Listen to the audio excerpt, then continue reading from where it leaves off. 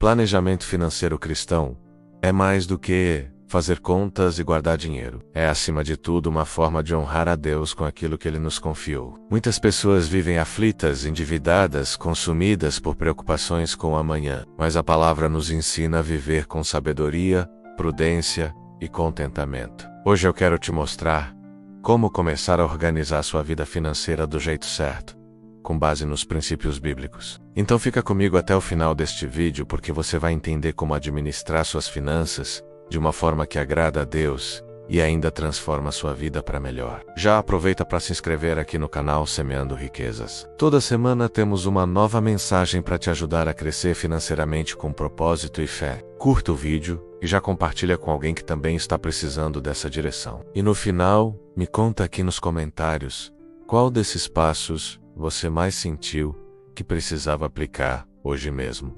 Antes, precisamos lembrar que nada do que temos é realmente nosso. Como está escrito em Salmo 24, versículo 1, do Senhor é a terra e tudo o que nela existe, o mundo e os que nele vivem. Deus nos coloca como administradores dos bens que Ele nos confiou. Por isso a Bíblia nos chama de mordomos. Um mordomo não é dono da casa, mas cuida dela com zelo para agradar ao Senhor. Então administrar bem suas finanças é uma forma de glorificar a Deus. A verdade é que muitas famílias cristãs vivem sufocadas por dívidas e sem paz por causa de decisões financeiras precipitadas. É fácil cair no consumismo, no cartão de crédito parcelado, nas compras por impulso. Mas a palavra nos ensina: os planos bem elaborados levam à fartura, mas o apressado sempre acaba na miséria. Provérbios 21:5. Ou seja, não é só trabalhar muito, mas planejar bem. E agora eu quero compartilhar com você 5 passos práticos para começar do jeito certo o seu planejamento financeiro cristão. Ouça com atenção, anote se puder e comece a colocar em prática ainda hoje. O primeiro passo é reconhecer que Deus é o dono de tudo. Essa consciência muda completamente a forma como lidamos com o dinheiro. Você não vai mais olhar para o salário como fruto apenas do seu esforço, mas como provisão do Senhor. Isso traz gratidão e responsabilidade. Ore antes de tomar decisões financeiras, pedindo sabedoria. Tiago 1:5 nos lembra: se algum de vocês tem falta de sabedoria, peça a Deus, que a todos dá livremente, de boa vontade, e lhe será concedida. O segundo passo é ter um orçamento. Essa é uma prática simples, mas essencial. Anote tudo que você ganha e tudo que você gasta. Separe por categorias: alimentação, moradia, transporte, lazer, dízimos e ofertas. Isso te dá clareza de onde o dinheiro está indo. Lucas 14:28 diz: pois qual de vós, querendo edificar uma torre, não se assenta primeiro a calcular as despesas, para ver se tem com que a acabar? Planejar é bíblico e necessário. O terceiro passo é priorizar o dízimo e as ofertas. Malaquias 3:10 é um versículo que todos nós já ouvimos, mas nem sempre colocamos em prática. Trazei todos os dízimos à casa do tesouro, para que haja mantimento na minha casa, e provai-me nisto, diz o Senhor dos Exércitos.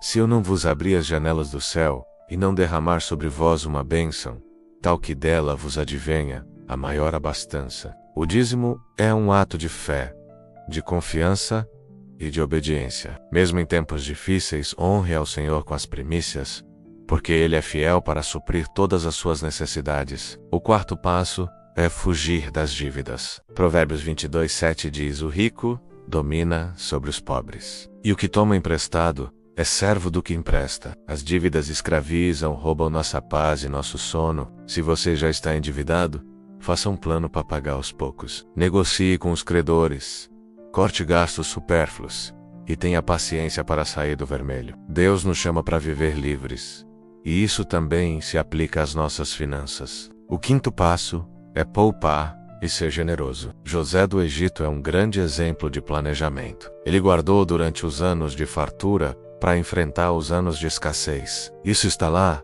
em Gênesis 41. Da mesma forma, ter uma reserva de emergência não demonstra falta de fé, mas prudência. E não se esqueça de ser generoso. Provérbios 11:25 nos ensina: a alma generosa prosperará, e quem dá a beber será descedentado. Quando você abençoa alguém, você também é abençoado. Além desses 5 passos, quero te lembrar que planejamento financeiro é uma jornada, não um destino. É normal errar no caminho, mas não desanime. Peça perdão a Deus, se reorganize e siga em frente. Filipenses 3:13 diz: esquecendo-me das coisas que para trás ficam e avançando para as que estão diante de mim, prossigo para o alvo.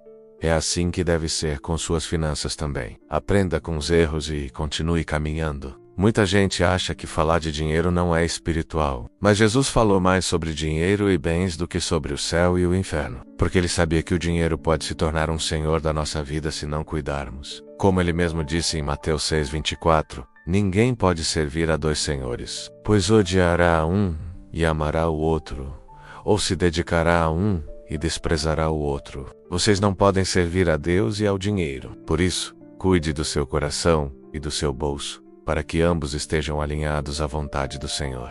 Quero deixar um desafio para você.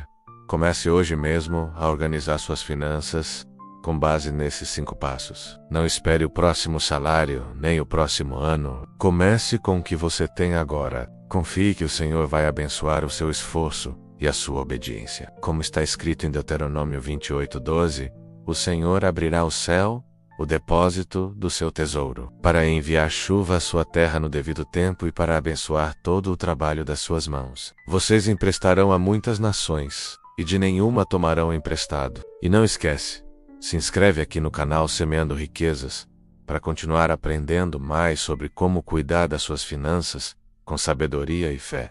Deixa seu joinha para que essa mensagem alcance mais pessoas e escreve aqui nos comentários qual desses passos você vai começar a praticar hoje mesmo. Eu quero muito ler o seu testemunho depois. Que o Senhor abençoe grandemente a sua vida financeira, que te dê sabedoria para administrar tudo o que Ele te confiou e que você prospere para a glória dEle e para ser bênção na vida de muitos. Fica com Deus e até o próximo vídeo.